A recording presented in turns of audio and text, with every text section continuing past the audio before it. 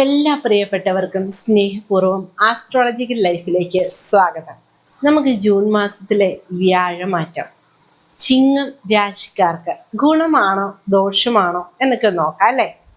കുറച്ച് നാളുകളായിട്ട് മനപ്രയാസം, ദുരിതം, വിഷമം അല്ലെങ്കിൽ ആവശ്യമില്ലാത്ത ചിന്തകൾ കൊണ്ട് ബുദ്ധിമുട്ടി ഒക്കെ നിൽക്കുകയായിരുന്നു അല്ലേ.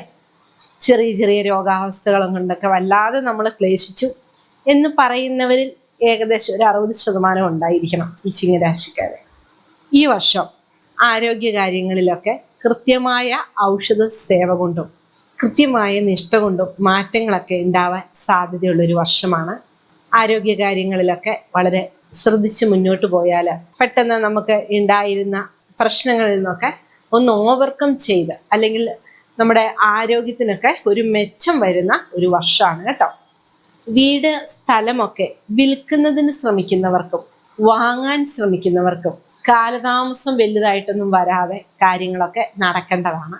പുതിയ ഭൂമി, പുതിയ വീടിനൊക്കെ യോഗമുള്ള ഒരു വർഷം കൂടിയാണ്. ബിസിനസ്സിലൊക്കെ നിൽക്കുന്ന ഈ ചിങ്ങം രാശിക്കാർക്ക് ബിസിനസ് പരമായിട്ടുള്ള ഉയർച്ചകളും നേട്ടങ്ങളും സാമ്പത്തികമായ ലാഭങ്ങളുമൊക്കെ കൈവരാനുള്ള ഒരു യോഗമുണ്ട്. എങ്കിലും അനാസ്ഥ കൊണ്ട് അല്ലെങ്കിൽ നമ്മുടെ ശ്രദ്ധയില്ലായ്മ കൊണ്ട് കുറച്ച് ധനങ്ങളൊക്കെ ചോർന്നു പോകാനും സാധ്യതയുള്ള ഒരു വർഷം കൂടിയാണ് കേട്ടോ. അപ്പോൾ അതും ഒരു കരുതൽ ഉണ്ടാവണം നമുക്ക്. നമ്മുടെ പൈസ എങ്ങടേക്ക് പോകുന്നു, എങ്ങോട്ട് വീഴുന്നു എന്നൊക്കെ ഒരു കരുതലും കൂടിയുള്ളത് നല്ലതുള്ള ഒരു വർഷമാണ് കേട്ടോ ഇത്.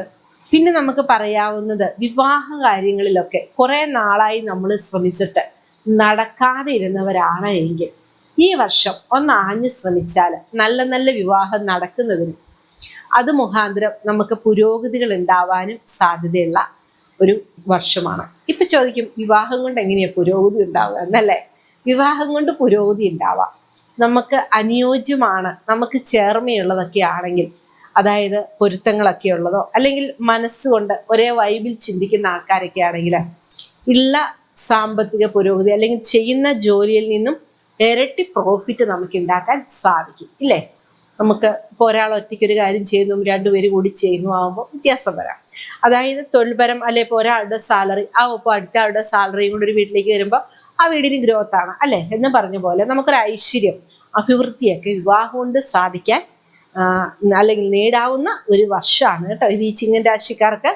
അപ്പം അതുകൊണ്ട് അത് നമ്മൾ നല്ലപോലെ ശ്രദ്ധിച്ച് അന്വേഷിച്ചൊക്കെ നടത്തുന്നത് ഉത്തമ ഫലത്തെ നമുക്ക് പ്രദാനം ചെയ്യുന്ന ഒരു വർഷമാണ്. ദാമ്പത്യപരമായി ദമ്പതികളൊക്കെ തമ്മിൽ വളരെ ഐക്യവും സ്നേഹത്തോടെയൊക്കെ മുന്നോട്ട് പോകാൻ സാധ്യതയുണ്ട്. ചെറിയ ചെറിയ പ്രശ്നങ്ങളൊക്കെ വരുമ്പോൾ ഒന്ന് ക്ഷമിച്ച് മുന്നോട്ട് പോയാൽ വലിയ കുഴപ്പങ്ങളൊന്നും ഇല്ലാതെ, തട്ടിലും മുട്ടിലും ഒന്നും ഇല്ലാതെ, വലിയ കുഴപ്പമില്ലാതെ, വലിയ പരിക്കേക്കാതെ കടന്നു പോകാവുന്ന ഒരു വർഷം കൂടിയാണ് കേട്ടോ.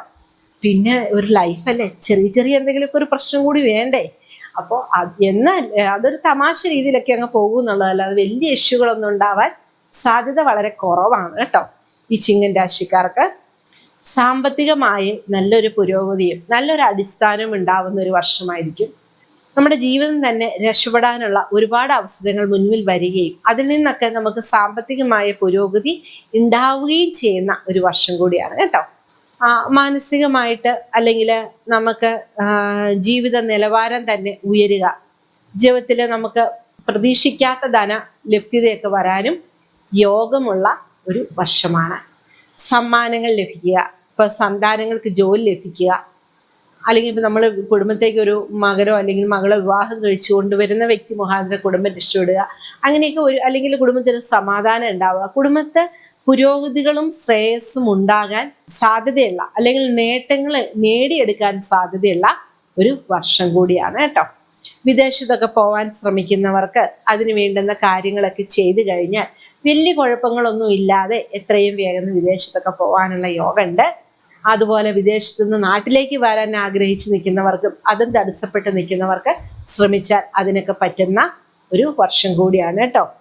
അപ്പോൾ അത് നമ്മൾ ശ്രമിക്കുക. അതിൻ്റെ എന്തൊരു കാര്യത്തിന് ഇറങ്ങുമ്പോഴും അതിൻ്റെ ഗുണദോഷ വശങ്ങളെക്കുറിച്ചൊക്കെ ചിന്തിച്ചിട്ട് ഇറങ്ങണം. ഇപ്പോൾ അവിടുത്തെ സിറ്റുവേഷൻ, നമ്മൾ പോകുന്ന സ്ഥലത്തെ സിറ്റുവേഷൻ എന്താണ്, അവിടെ നമുക്ക് നേട്ടമാണോ എന്നും കൂടെ ആലോചിച്ചിട്ട് വേണം കേട്ടോ പോവാൻ. ഇനി അവിടെ ചെല്ലുമ്പോൾ കുഴപ്പമില്ലല്ലോ എന്ന് വിചാരിച്ചങ്ങ് ഓടി ഒരു പ്രശ്നമുള്ള സ്ഥലത്തേക്കും നമ്മൾ ചെന്ന് ചാടിയിട്ട് നമുക്ക് പെട്ടെന്ന് പുരോഗതി ഉണ്ടാവുമെന്ന് ചിന്തിക്കരുത്. അപ്പോൾ അങ്ങനെയുള്ള കാര്യങ്ങളൊക്കെ തിരഞ്ഞെടുക്കുമ്പോൾ നമ്മൾ ഒന്ന് കരുതലും ശ്രദ്ധയും കൂടി വേണം കേട്ടോ. അപ്പോൾ നമ്മൾ ശ്രമിക്കുക, നല്ല രീതിയിൽ അന്വേഷിക്കുക, പോയാൽ മെച്ചപ്പെടും എന്ന് തോന്നുന്ന സ്ഥലങ്ങളിലേക്ക് നമുക്ക് പോകുന്നത് കൊണ്ടൊന്നും ഒരു ദോഷവും കാണിക്കുന്നില്ല കേട്ടോ. പിന്നെ വിദ്യാഭ്യാസ രംഗത്തുള്ളവർക്ക് അല്ലെ വിദ്യാഭ്യാസം കുട്ടികൾ അവരുടെ പഠനം ഒക്കെ നോക്കുമ്പോൾ നല്ല രീതിയിൽ ശ്രമിക്കുകയും എന്നാൽ അതിന് തക്കതായ ഒരു പ്രതിഫലം അല്ലെങ്കിൽ അതിന് തക്കതായ ഒരു മാർക്കൊക്കെ കിട്ടാതെ വരാൻ സാധ്യതയൊക്കെയുണ്ട്. അപ്പോൾ നമ്മൾ കൂടുതലായിട്ട് ഗണപതി ഭഗവാനെ പ്രാർത്ഥിക്കുക. പിന്നെ നമുക്ക് രാമന്റെ അമ്പലത്തിൽ നെയ്വിളക്ക് സമർപ്പിക്കുക. ഇതൊക്കെ ചെയ്യുമ്പോൾ ഒരു പരിധി വരെയുള്ള കുറേ ദുരിതങ്ങൾ അല്ലെങ്കിൽ എന്തെങ്കിലുമൊക്കെ ഓരോ നെഗറ്റീവ്സ് ഒക്കെ നമ്മളിലേക്ക് വന്നിട്ടുണ്ടെങ്കിൽ അതിനെയൊക്കെ ഒന്ന് റിമൂവ് ചെയ്യാൻ സാധിക്കും. പിന്നെ അവനവൻ്റെ ആചരണം അനുസരിച്ച് ഓരോരുത്തർക്കും ഇഷ്ടമുള്ളിടത്ത് ചെയ്യാൻ കേട്ടോ. നമ്മൾ കോമൺലി ഒരെണ്ണം പറയുന്നത് മാത്രമേ ഉള്ളൂ, ഇനി അവിടെ മാത്രമേ പറ്റൂ അങ്ങനൊന്നുമില്ല. നമുക്ക് ഓരോരുത്തർക്കും ഓരോ ഇഷ്ടമല്ലേ. നമുക്കുള്ള ഇഷ്ടം എന്താണോ നമ്മൾ എവിടെയാണോ ചെയ്യുക നമുക്ക് അവിടെ ചെയ്യാം. അത് ഇന്ന തന്നെ വേണം എന്നില്ല. അപ്പോൾ നോർമലി ഞാനതങ്ങ് പെട്ടെന്ന് പറഞ്ഞു എന്നുള്ളൂ കേട്ടോ.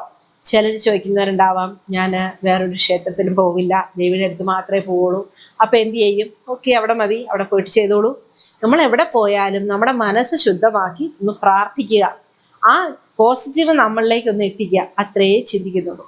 അപ്പം അതുകൊണ്ട് ഏത് ക്ഷേത്രത്തിൽ പോയാലും കുഴപ്പമില്ല, നന്നായിട്ട് പ്രാർത്ഥിക്കുക, നമുക്ക് പറ്റുന്ന വഴിപാടുകൾ ചെയ്യുക, പോസിറ്റീവ് മൈൻഡിൽ നമ്മൾ ഇരിക്കുക. ഓക്കെ, അപ്പം നമുക്ക് ഈ കാര്യങ്ങളൊക്കെ പെട്ടെന്ന് നേടിയെടുക്കാൻ സാധിക്കും. പിന്നെ കുട്ടികൾക്കൊക്കെ പഠിക്കുന്നതിനുള്ള അവസരങ്ങൾ നമ്മൾ ഒരുക്കി കൊടുക്കുക. അപ്പം അതുങ്ങൾ പഠിക്കാനിരിക്കും, വേറെ 100 കൂട്ടം കാര്യങ്ങളൊക്കെ നമ്മൾ പറയാതെ കണ്ട് അവർക്ക് പഠിക്കാനുള്ള ഒരു അവസരമൊക്കെ നമ്മൾ കൊടുക്കുക. അത് കാരണവന്മാർ ശ്രദ്ധിക്കുക കേട്ടോ. പിന്നെ തൊഴിൽപരമായിട്ടൊക്കെ പുരോഗതികൾ, നേട്ടങ്ങൾ അല്ലെങ്കിൽ ജോലിക്കയറ്റങ്ങൾ ഒക്കെ ഉണ്ടാവാൻ സാധ്യതയുള്ള ഒരു വർഷമാണ്. സ്ഥലം മാറ്റങ്ങൾ ഉണ്ടാവാനും സാധ്യതയുണ്ട് കേട്ടോ. കാരണം നമുക്ക് ചിലപ്പോൾ നമുക്കൊരു പ്രൊമോഷനോട് കൂടിയായിരിക്കും സ്ഥലം മാറ്റം കിട്ടുക. അപ്പം അങ്ങനെയൊക്കെയുള്ള ഒരു ജോലി സംബന്ധമായിട്ട് കുറച്ച് ടെൻഷൻ അല്ലെങ്കിൽ അതുകൊണ്ടൊരു മാനസികമായിട്ടുള്ള ഒരു വൈബ്രേഷനൊക്കെ നമുക്ക് ഉണ്ടാവും. പക്ഷെ അത് കുറച്ച് കഴിയുമ്പോഴത്തേനും അതിലൊക്കെ അങ്ങ് ഓവർകം ചെയ്യാൻ നമുക്ക് സാധിക്കും കേട്ടോ. അപ്പോൾ അങ്ങനെയുള്ള കാര്യങ്ങളൊക്കെ നമ്മളൊന്ന് സൂക്ഷിച്ചാൽ മതി.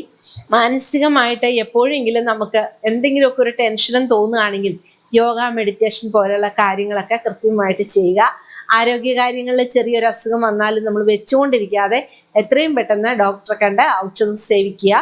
കാരണം ചെറിയൊരു അനാസ്ഥ കൊണ്ട് നമുക്ക് വലിയ വലിയ വിഷയങ്ങൾ ഉണ്ടാവാനും സാധ്യതയുണ്ട്. എന്നിരിക്കലും പൊതുവിൽ മുൻ വർഷങ്ങളെയൊക്കെ അപേക്ഷിച്ച് രോഗത്തിലൊക്കെ ഇരുന്നവർക്ക് കൃത്യമായ ഔഷധങ്ങളാലൊക്കെ രോഗത്തിനൊക്കെ ഒരു മുക്തി കിട്ടാൻ സാധ്യതയുള്ള ഒരു വർഷമാണ് കേട്ടോ. അപ്പോൾ നമ്മൾ നന്നായിട്ട് പ്രാർത്ഥിക്കുക, നല്ലപോലെ നമ്മുടെ മൈൻഡ് നമ്മൾ സജ്ജമാക്കുക. മനസ്സിൻ്റെ ആ വേവലാതികളും പേടി ആദിയൊക്കെ ഒന്ന് മാറ്റിയിട്ട് നമ്മുടെ മനസ്സിനൊരു ധൈര്യം ഉണ്ടാക്കിയെടുക്കുക. നമ്മുടെ മൈൻഡിലേക്ക് കുറേ പോസിറ്റീവായിട്ടുള്ള ചിന്തകൾ മാത്രം നിറയ്ക്കുക, നെഗറ്റീവിനെ എല്ലാം ഒന്ന് റിമൂവ് ചെയ്യുക. അപ്പോൾ തന്നെ നമുക്ക് നോർമലി എല്ലാ കാര്യങ്ങൾക്കും ഒരു പോസിറ്റീവ് വൈബോട് കൂടി നമുക്ക് കാണാനും ചിന്തിക്കാനും ചെയ്യാനും പറ്റും കേട്ടോ. അപ്പോൾ വലിയ വലിയ ഇഷ്യൂ ഒന്നും ഇല്ലെങ്കിലും ചെറിയ ചെറിയ ഇഷ്യൂകളൊന്ന് തോന്നുന്ന സമയത്ത് നമ്മുടെ ഇഷ്ടം അനുസരിച്ച് നമ്മുടെ അനുഷ്ഠാനം അനുസരിച്ചുള്ള കാര്യങ്ങളൊക്കെ ചെയ്യുക. ആരെക്കുറിച്ചും ഫള്ള് പറയാതിരിക്കുക, നെഗറ്റീവ്സ് ആയിട്ടുള്ള ഒന്നും നമ്മൾ കേൾക്കാൻ നിൽക്കാതിരിക്കുക. അവനവൻ്റെ കാര്യം നോക്കി അവനവൻ്റെ കാര്യമായിട്ട് മുന്നോട്ട് ഗ്രോത്ത് ആയിട്ട് നമ്മൾ ഒരു കൃത്യമായ നിഷ്ഠയോട് കൂടി നല്ല രീതിയിൽ അങ്ങ് പോയാൽ വളരെ നല്ല രീതിയിൽ ഗ്രോത്ത് ആവാൻ പറ്റുന്ന അല്ലെങ്കിൽ നല്ല രീതിയിൽ നമുക്ക് പുരോഗതിയും അതിൽ നിന്ന് നല്ല രീതിയിലുള്ള നേട്ടങ്ങളും സ്വന്തമാക്കാനും സാധിക്കുന്ന ഒരു വർഷമാണ് ഈ 2026 ജൂണിലെ വ്യാഴമാറ്റം നമുക്ക് പ്രദാനം ചെയ്യുന്നത്. അപ്പോൾ അതുകൊണ്ട് ചെറിയ ചെറിയ കാര്യങ്ങളിലൊന്നും വിഷമിക്കാതെ കുഞ്ഞു കുഞ്ഞു സങ്കടങ്ങളിൽ നിന്നൊക്കെ ഒന്ന് ഒഴിവായി വലിയ വലിയ നേട്ടങ്ങളെ മാത്രം സ്വപ്നം കണ്ടുകൊണ്ട് നമ്മൾ മുന്നോട്ട് പോയാൽ വളരെ നല്ല പുരോഗതിയും വളരെ നല്ല നേട്ടങ്ങളും നമുക്ക് സ്വന്തമാണ് കേട്ടോ. പിന്നെയുള്ളതെന്ന് പറയുമ്പോൾ ജാമ്യം നിൽക്കാതിരിക്കാൻ ഒന്ന് സൂക്ഷിച്ചോളുക. രേഖകളിൽ ഒപ്പിട്ട് കൊടുക്കാതിരിക്കാനും സൂക്ഷിക്കുക. കാരണം ചതി പറ്റാൻ ഏറ്റവും കൂടുതൽ സാധ്യതയുള്ളൊരു വർഷം കൂടിയാണിത്. അത് വിശ്വാസ വഞ്ചന എന്നൊക്കെ നമ്മൾ പറയില്ലേ, അതായത് രേഖകൾ ഒപ്പിട്ട് കൊടുത്താൽ അത് ചിലപ്പോൾ നമുക്കൊരു കുരിശായിട്ട് വരിക, ചെക്ക് ഒപ്പിട്ട് കൊടുത്താൽ അത് ചിലപ്പോൾ നമുക്ക് നാളെ ഒരു പണിയായിട്ട് വരിക. നമ്മൾ ജാമ്യം നിന്നാലും മതിയല്ലോ. അപ്പം അതുകൊണ്ട് അങ്ങനെയുള്ള കാര്യങ്ങളിലൊക്കെ മറ്റൊരാളുടെ കാര്യത്തിൽ ഇടപെട്ട് പുലിവാല് പിടിക്കാതിരിക്കാൻ ഒന്ന് ശ്രദ്ധിച്ചാൽ മതി കേട്ടോ. ബാക്കി വലിയ വലിയ വിഷയങ്ങളൊന്നുമില്ല. നന്നായിട്ട് പ്രാർത്ഥിച്ച് നല്ല രീതിയിൽ മുന്നോട്ട് പോകണം. നമുക്ക് നല്ല രീതിയിൽ വിജയിക്കണം എന്ന് ചിന്തിച്ചുകൊണ്ട് പോയാൽ ഉറപ്പായിട്ടും വിജയങ്ങൾ മാത്രം നേടിയെടുക്കാൻ സാധിക്കുന്ന ഒരു ഇതായിരിക്കും കേട്ടോ, ഒരു ഇയർ ആയിരിക്കും. അപ്പൊ ഇത്രയും സമയം എന്നോടൊത്ത് ഈ ആസ്ട്രോളജിക്കൽ ലൈഫിൽ സഞ്ചരിച്ച നിങ്ങൾക്ക് എല്ലാവർക്കും സ്നേഹത്തിന്റെ ഭാഷയിൽ നന്ദി, നമസ്കാരം.